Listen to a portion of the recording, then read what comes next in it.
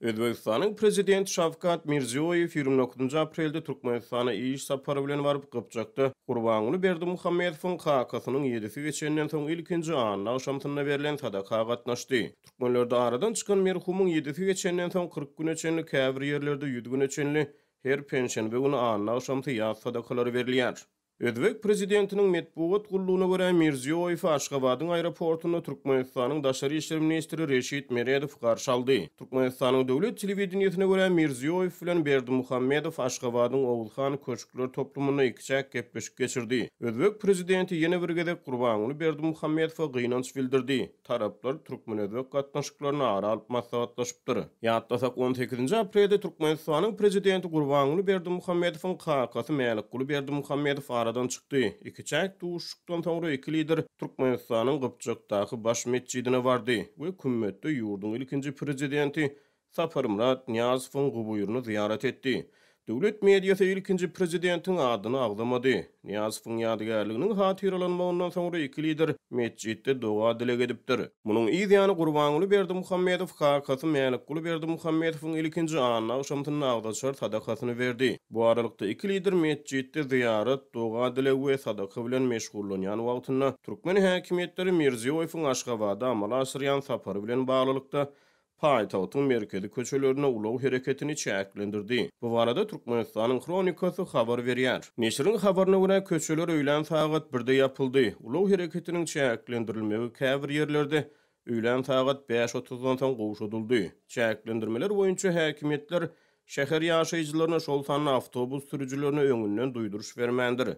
Munyň netijesinde köçelerde awtowlaw dykmyşyk emele geldi. Türkmen Kronikasyna görä Aşgabatda ulaw hereketiniň çäklendirilýän wagty paýtagat köçelerini polisiýa işgärleriniň we raýat teşikli el rasiýaly adamlaryň köplügi ünüt çekdi. Türkmenistanyň baş mescidi we ýurdun ilkinji prezidenti Saparmurat Niyazowyň arymgahy Gypçakda ýerleşýär. 29 aprelde Azatlyk radiosynyň habarçylary Berdimuhammedowyň hakasynyň jaýlanan Gökdepedäki gonamçylygyny we onuň daş töweregini güýçli depkini arasaçylyk işleriniň alınıp barylýanyny habar berdiler. Türkmenistanyň döwlet habarlar gullugyna görä pensiýa güni Aşgabatda we vilayet mescidlerine hem sadaka berildi. Döwlet medpuwaty bu sadakalaryň Mälikguly Berdimuhammedow hatyrlamak çäreleri bilen utgaşýanyny aýdýar. Azatlyk radiosynyň habarçylary mundan ozal Türkmenistanyň käbir künjeklerini Berdimuhammedowlaryň ýaz sadakalary üçin büdjet işgärlerinden pul toplanýanyny habar berdiler. Prezidentiň kakasynyň ölümünden soňra Mirziyoyew türkmen medpuwatyna görä ilkinji daşary ýurt döwlet baş tutanlarynyň hataryna Berdimuhammedowyň kakasynyň tarpy taýyn aradan çykmagyna gynanç bildirdi. Şawkat Mirziyoyew we Gurbanuly Berdimuhammedow Özbegistanyň we Türkmenistanyň ikinji prezidentleridir. Olaryň ikisi de özlerinden öň degişli ýurtlary demir ýumruk bilen dolandyran Islam Karimowyň we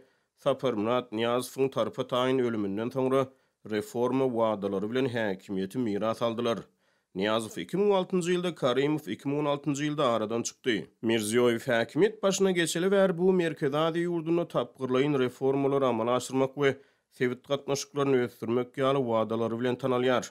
Hökümet tanqidçilerini we insan hukuklaryny goraýjy toparlara görä Gurbanuly Berdimuhammedow häkimiýet başyna geçeli bäri insan hukuklaryny çäklendiriji ýurtda dürli pikirliligi basyp ýatyrdy we az sanly özgürüşleri amala aşyrdy.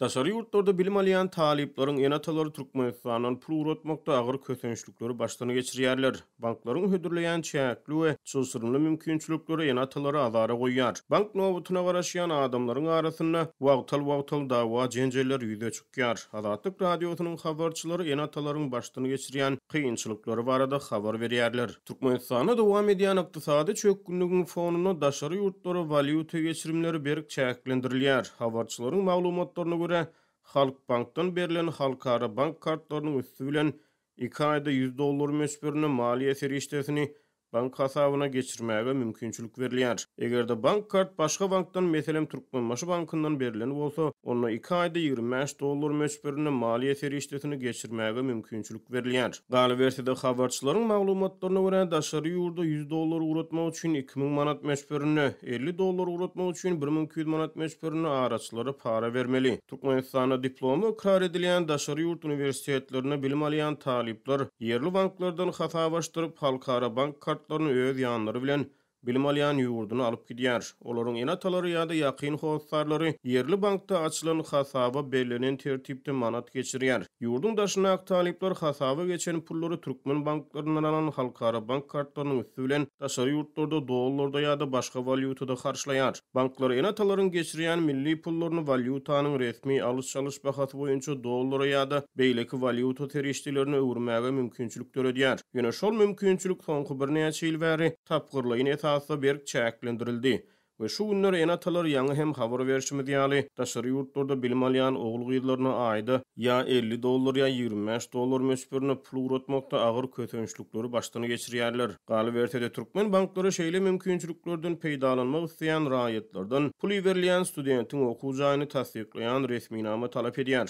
$25-50 bilen bir ay oňuşup bolmaýar diýip bir enata Azatlyk radiosynyň habarçysyna gurrun berýär. Ýöne iň bolmany $25-50 uratmak üçin enatalar banklara barýarlar, nowata durýarlar. Azatlyk radiosynyň habarçysy 24 aprel günü Halk Bankynyň Aşgabatdaky Atamrat Niyazow köçesine yerleşen binasyna 400 töwerek adamyň daşary ýurtlarda bilim alýan studentlere pul uratmak üçin ulunowat emele getirenligini habar berdi. Onuň sözlerine görä adamlaryň arasyna ýakalaşyk ýüze çykdy. Ýakalaşykda diňe oňa gatnaşan adamlar däl, beýleki adamlara mejir çekdi diýip bir şaýat gurrun berdi. Adamlary ýadatdylar diýip ol sözüne goşdy. Adamlar pul uratmak üçin talon alyp nowata ýazylýar. Habarçynyň maglumatlaryna görä Aşgabatyň Senagat bankyna 2 aýda $50 geçirmek maksady bilen bankdan talon almak üçin 800 manat mösberine para bermeli. Ýurtda agyr ykdysady problemalar dowam edýän mahaly käbir adamlar daşary ýurtlarda bilim alýan ogul gyýdlaryna pul uratmak üçin kardalýarlar. Hatda prosentini kardalýan adamlar bar. Bankyň resmi alış-çalış bahasy boýunça pul geçirip bilmeýän adamlar manatda kard kowul alyp onu gara wazyr bahasy boýunça dollara çalışmaly bolýarlar. Enatalar bank geçirimleri bilen bagly bar bolan problemalar boýunça bank resmiýetlerine ýüz tutýarlar.